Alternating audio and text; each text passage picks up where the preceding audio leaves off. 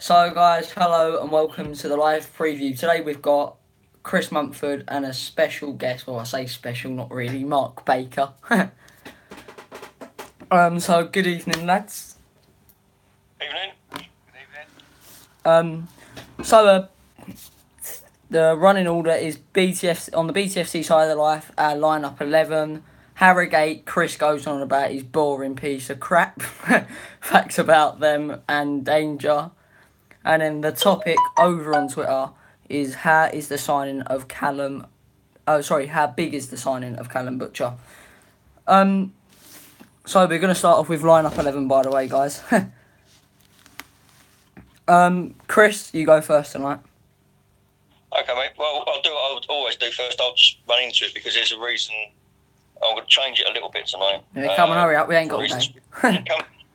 You know, he says it every single time, doesn't he? I don't know. It's like talking to a computer. I think so. Yeah. I'm going to give him a little bit of a shock, a little bit of a surprise later on. But I'll read me bits first, and then you'll see what I'm going to do later. Yeah.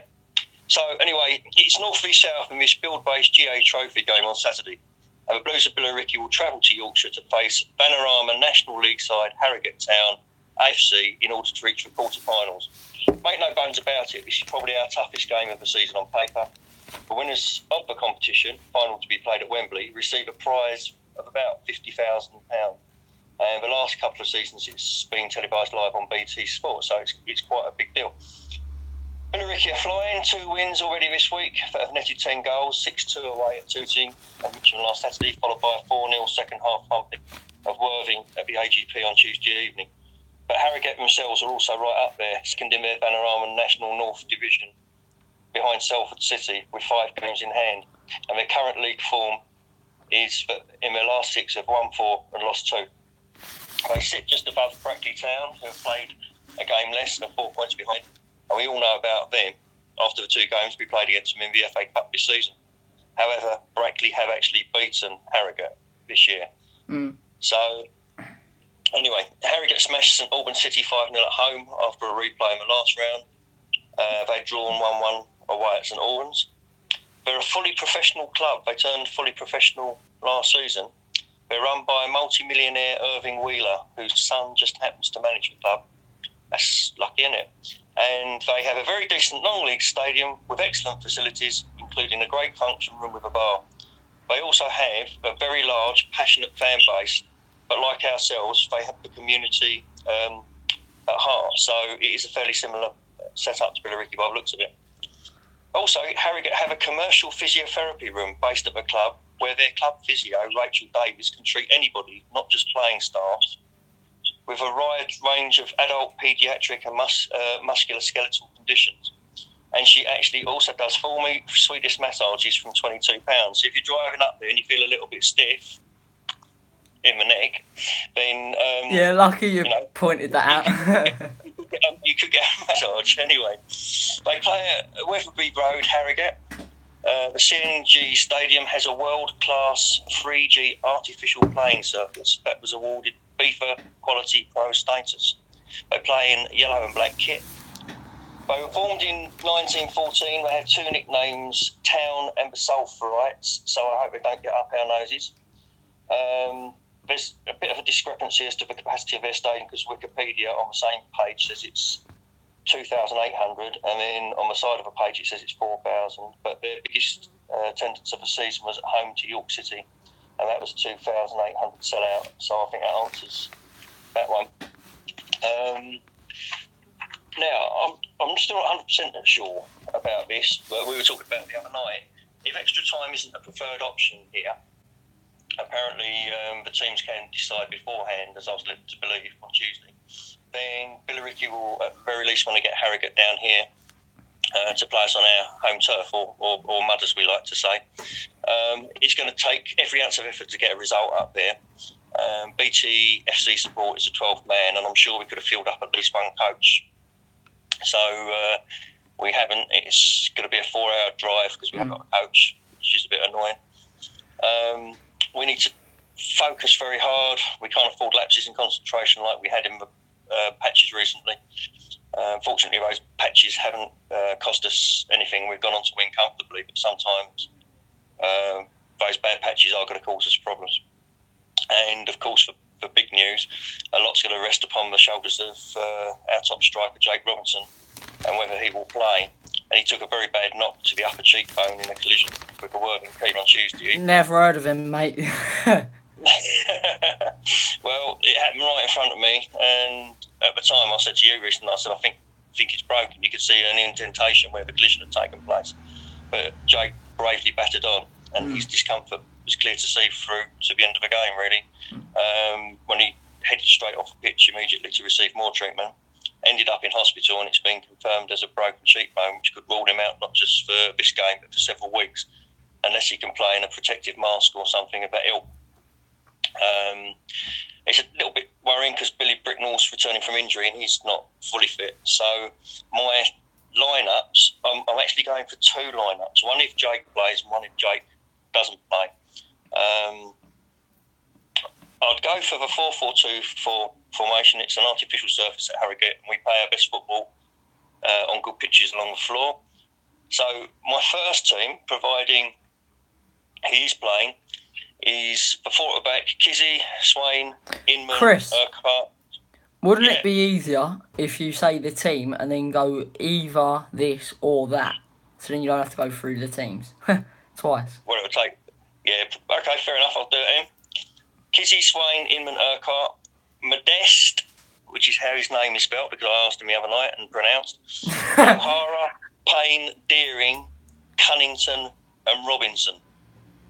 Okay, now, if Jake doesn't play, this might be a bit of a shock to you, I'd go for the same team, because it saves me from reading it out twice, and instead of Jake Robinson, I'd actually play Nicky Wheeler alongside Adam Cunnington. What do you think of that, boys? Oh, it's been so long that I've fallen asleep. Oh, God. And the camera got knocked off the table. I've done my subs yet, mate, but anyway, don't worry about that. No, you go on to your subs, go on. Bricknell, Waldron, Evans, Shima, one other, really. Only if you said the lineup as quick as that. Well, before we go on to Mark Baker, it's my team, and I'm a bit more professional than these guys, so I've actually had instructions to the players here. So in goal, I've got Julian. I've gone for a back five: Urquhart left wing back, Inman centre back, Payne centre back, Swain centre back, Kizzy right wing back. O'Hara, now I've made some instructions for O'Hara here. I want him to stay back with a defence at all times, even when attacking, so we're not reliable to the counter. And on corners, he's edge of the box because he didn't show, he tried to show that he has got a volley on him. Then I've got Waldron on the right side of him, so O'Hara's playing CDM. And then I've got Deering. Now what I want him to do is dribble around the defence, so our defence will pass it to him, dribbles round up to the 40-yard box, and then we have long, low-driven balls into Robinson and Modeste. 40-yard box? What's a 40-yard box? Oh, for fuck's sake. Right, in the 40-yard bit of the pitch. I know it's Yorkshire, mate, but they still play the same rules. Right, so before some idiot rudely interrupted, I've got Robinson and Modeste up front. The reason I haven't got Cunnington up front, and surprisingly not even on the bench, is because if we have a replay choose, I'd rather rest him for that and then just smash the shit out of their defence with headers. So on the bench, I've got Chima, Watt, Evans, Putt, Butcher. Now it's over to Mark Baker for his lineup 11 on his debut show. Right, evening. So are you going to tell Adam Cunnington he's going to get left out, or shall I tell him? Alright, mate, I think I'm going to stay off that one. He's on the bench. Oh, he's on the bench. Put on the bench. Yeah. Alright, This is how it is then. If there's five players, I'll have Cunnington and not Chima. And if there's 6, I'll have Chima and Cunnington. So back off, Adam. Do you think Butcher will feature? Yeah, I've put him on the bench. And I Yeah. think he'll come on with O'Hara. Yeah, I don't think we'll start him, will we? Wouldn't start him. So Anyway, sorry, stop Mark, interrupting Mark. This is my moment now. Right. Yeah, I'd go with a back 3. Jokes. No, I wouldn't. I'd stick to the 4. Worst joke I've heard. Yeah, no, I wouldn't go that 3. I'd go back 4 of Julian, Kizzy, Swain, Inman, and Urquhart. And then in midfield, I'd go Modeste, Payne, and Wardren in central midfield. Sammy Deering on the left-hand side, and with Robinson and Cunnington up top. But obviously, as Chris said, the situation of Robinson's a bit unknown. So if Robinson wasn't to be able to wear some sort of protective mask or something so he can play, I would switch it up and probably put Brooknell up top instead. But again, I'm not sure on Brooknell's fitness. So if he wasn't available as well, then I'd put Ricky Modeste up front and then just put Wheeler out wide on the right-hand side instead. But hopefully Robinson's fit and can play in some sort of protective mask, and then we've not got an issue to worry about. So that would be my 11. And on the bench, I'd go Jamie O'Hara, Wheeler, Evans, Bricknell, and the new lad, Butcher. I'd probably put him straight into the team on the bench. I wouldn't put him in the first 11 because I think the players that have got us that far deserve to be playing. So I wouldn't put him straight in. Obviously, this is the furthest we could ever. If we win, we can go into the quarterfinals, which is the first we've ever been. So I think the players that have got us that far deserve to be starting, and then we can bring him in on the Tuesday or Thursday next week whenever we need him. So that would be my team. There's another option here, isn't there?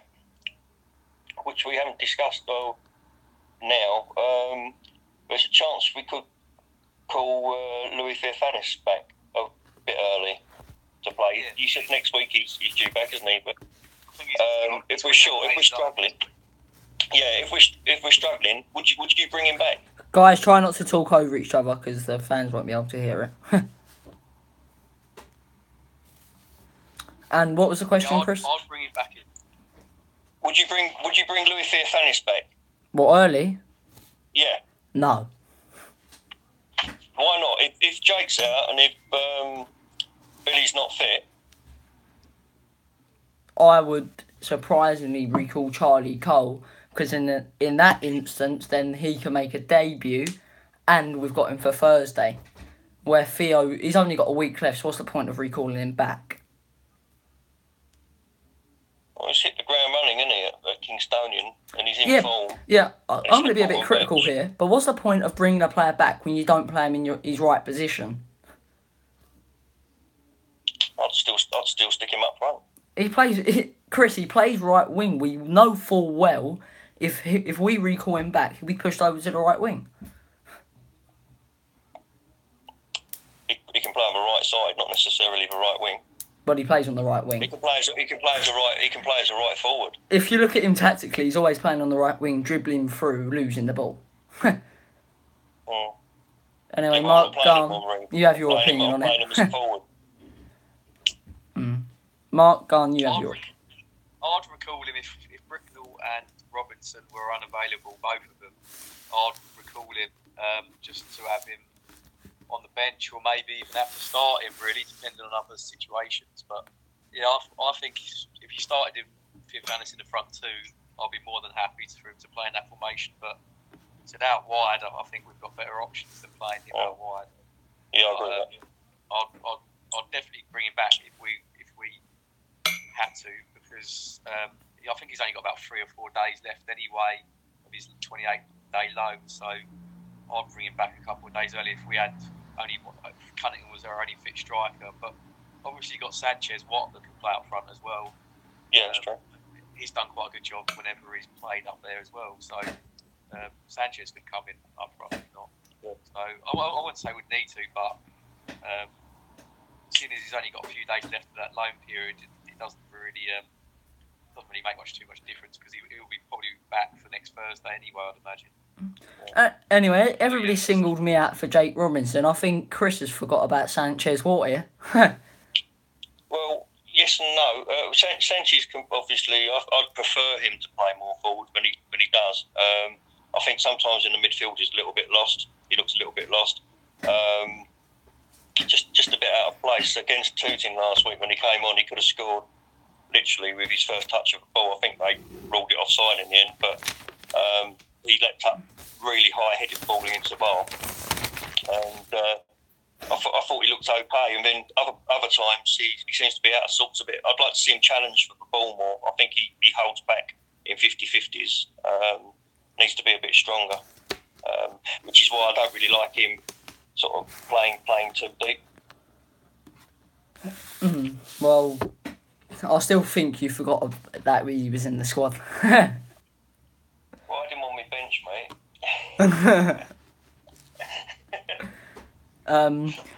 Right, now we're going over to Harrogate. Now, before Chris bores you all with his facts, Mark, what are you expecting from Harrogate overall? Well, they're a full-time team, aren't they? So we definitely need to start quick. And we've been making quite a lot of, in the last sort of 3 or 4 games, we've been making, I wouldn't say mistakes, but we've been having spells in games where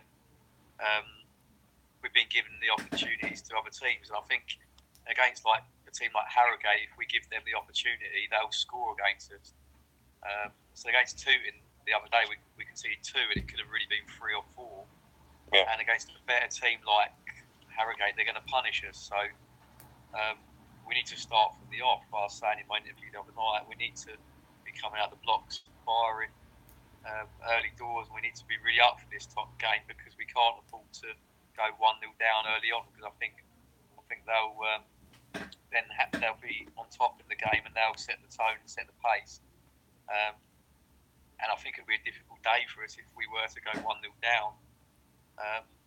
As proved against the Brackley away game, when we went 1-0 against them early on, we struggled for 45 minutes until they got a red card, which changed the game. So I'm expecting the toughest game of the season against Harrogate, and it'd be good to come up against a full-time club and see full-time players and see sort of how much we measure up against that. Because I think we've got players of that quality in our team that really can play one or 2 levels above. So, like, player for player, I don't think there's going to be too much in it. It's just really how both teams set up, I think. And if we play to our full potential, I think we'll be more than matched for them.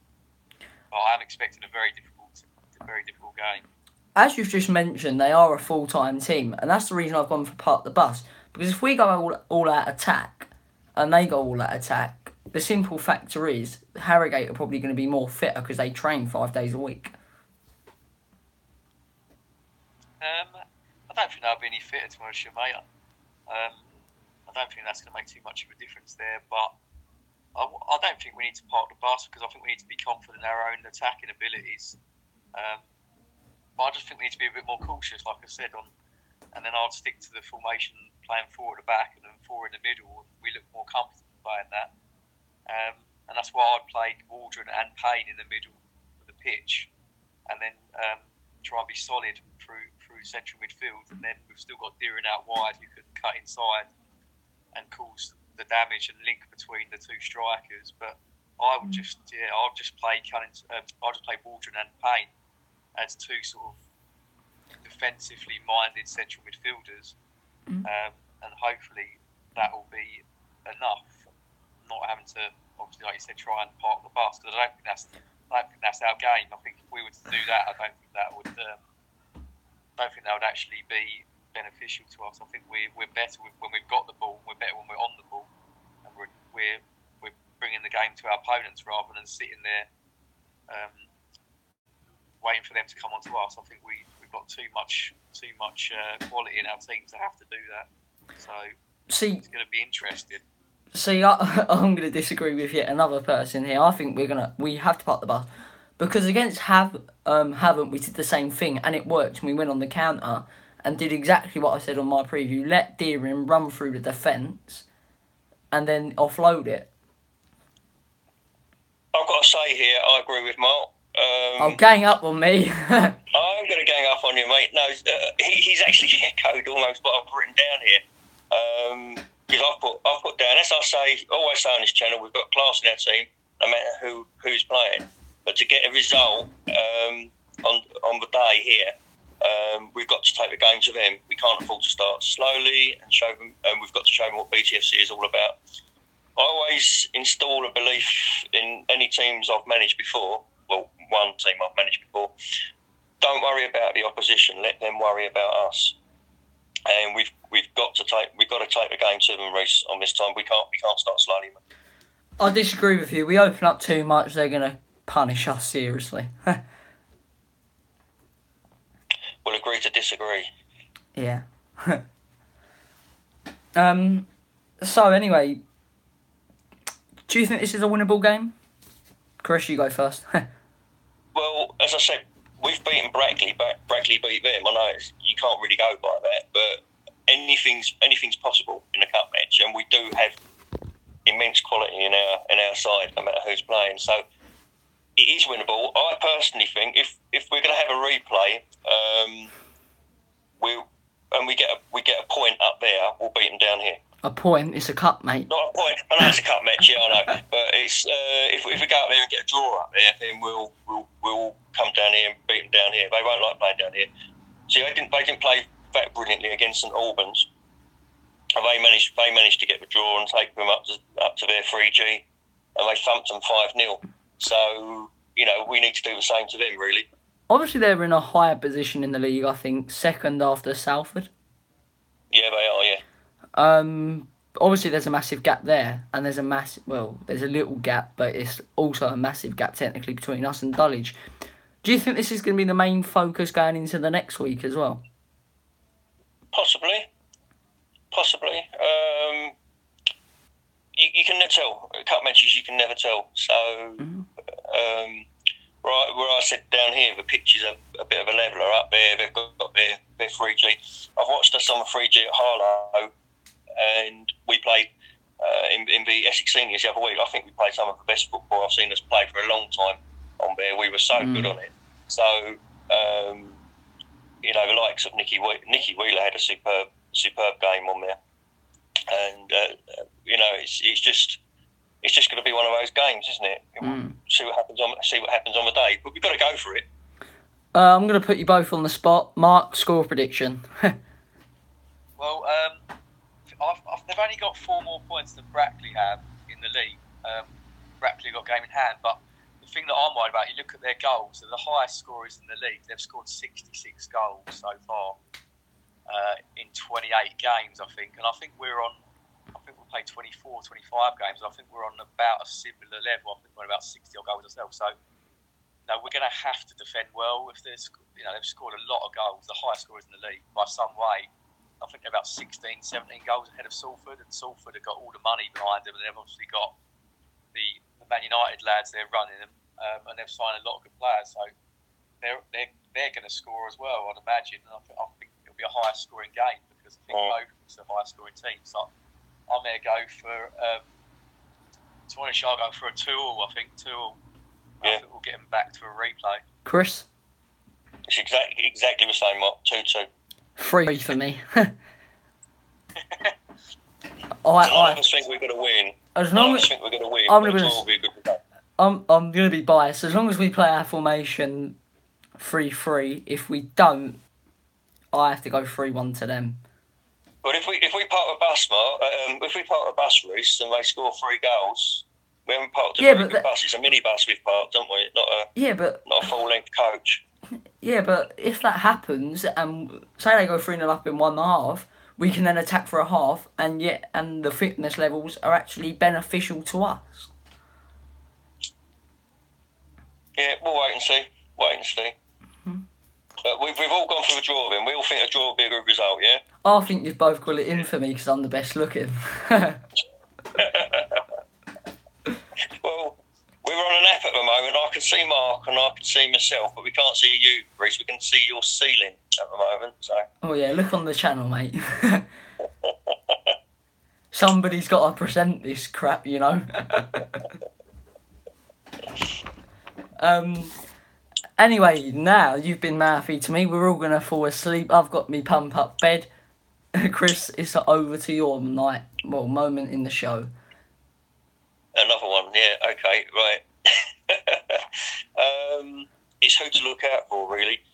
Unfortunately, the internet is not brilliant this week with this. You would have thought they would have had more details, but football web pages were useless, and so was the Harrogate website. So I can't tell you who scored how many goals and what have you, but I'll just run through a few things. Their goalkeepers, James Belshaw. They've got Terry Kennedy, a defender who can score goals. So last time out. Jack Emmett, midfielder. George Thompson, midfielder. Both of them were on the score sheet recently also. Dom Knowles is a forward with 3 goals in his last 3 games for Harrogate. So for that fact alone, he's my danger man because he's on form. But we mustn't also forget they've got a guy called Ellis Hudson, and he's a winger who's on loan from Bradford City. He was supposed to return to Bradford at the end of December after a month's loan, but he's impressed so much with his performances. His loan period's been extended to the end of the season. As I say, sadly, I'm not furnished with the goal stats for this one.